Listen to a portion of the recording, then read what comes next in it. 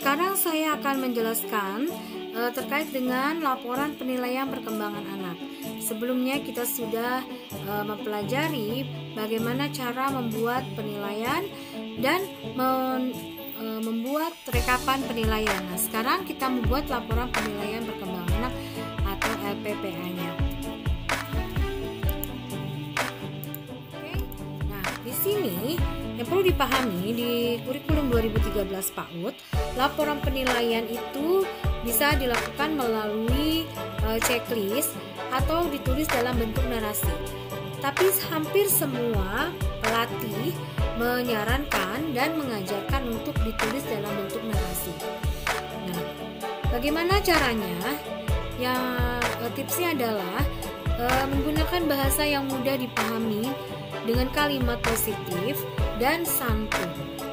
Kemudian menuliskan kemampuan yang telah dicapai yang nilainya tertinggi, BSA atau BSB ya, yang dituliskan dulu untuk kemampuan yang telah dicapai dan kemampuannya itu apa saja yang telah dicapai.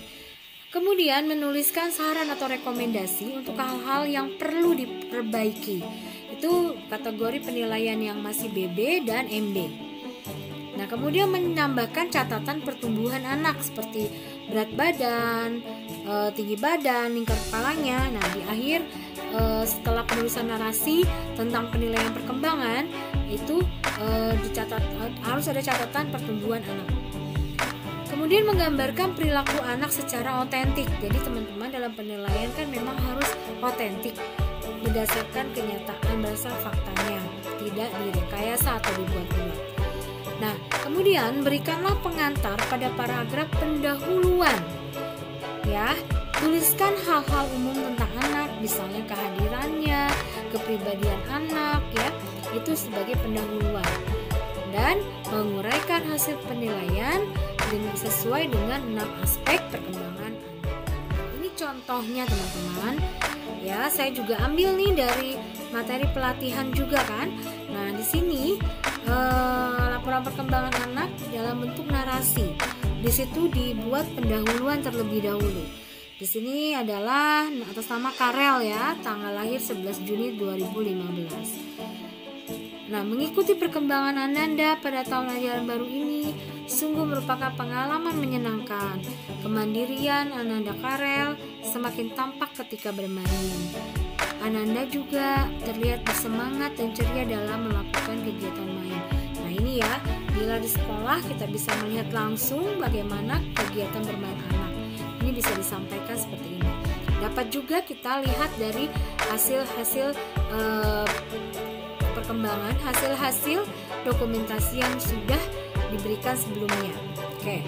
Nah, di sini yang pertama adalah aspek nilai agama dan moral. Jadi bagaimana perkembangannya? Dan di sini dijabarkan. Nah, Ananda Karel memiliki perilaku keagamaan dan moral yang berkembang sesuai harapan. Nah, ini yang tertingginya ya. Ia menunjukkan perilaku yang mempercayai Tuhan melalui ciptaannya. Nah, teman-teman perhatikan. Menunjukkan perilaku yang mempercayai Tuhan melalui ciptaannya. Nah, itu itu kan bahasa indikator yang diambil dari KD 1.1. Oke. Nah, ketika orang tua bertanya tentang siapa pencipta tanaman dan binatang yang ada di lingkungan rumah, Ananda Karel dapat mengatakan bahwa Tuhan adalah penciptanya. Nah, itu teman-teman ya.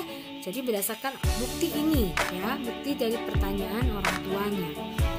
Kemudian anak Ananda juga mampu memimpin doa sebagai ucapan syukur. Memimpin doa sebagai ucapan syukur itu bagian dari KD 1.2. Mensyukuri nikmat Tuhan sebagai rasa syukur ya, mensyukuri ya. Nah, di sini itu kemudian perilaku moral yang berkembang sesuai harapan ditunjukkan dengan perilaku jujur dan menunjukkan perilaku sopan dalam perbuatan serta menghargai teman. Tidak salah ini 2.13. Ya, teman-teman. Jadi semua itu ambil dari bahasa indikator yang ada di kompetensi dasar. Kemudian perkembangan fisik motorik.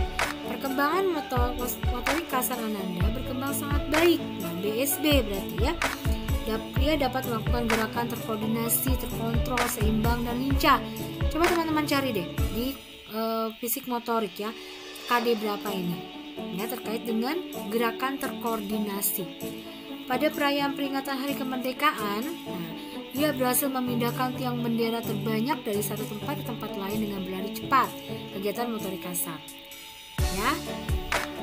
Silahkan dibaca secara detail ya. Perkembangan motorik halus juga berkembang sangat baik. BSB lagi dapat memanipulasi benda-benda kecil dengan kontrol seperti menggunting, meronce, serta mampu menggambar beberapa benda yang dikenalinya. Oke, tubuh Ananda juga sehat. Nah, tadi kan motorik kasar, kemudian motorik halus, dan yang ketiga adalah tentang kesehatan dan perilaku keselamatan.